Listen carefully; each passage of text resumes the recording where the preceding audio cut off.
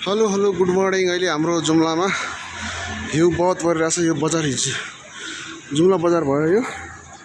तर माथि यो डाँडाहरूमा आज चैतको 2 गते पनि यति धेरै हिउँ परिरहेछ, एकदम प्रफुल्ल छ। हामी माथि एकदम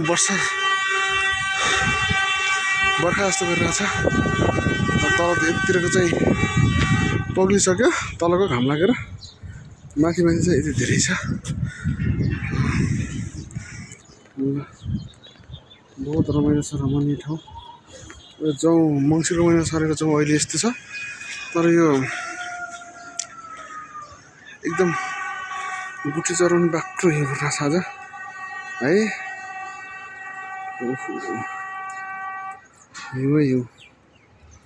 हिउँ र पानी रमाइलो छ।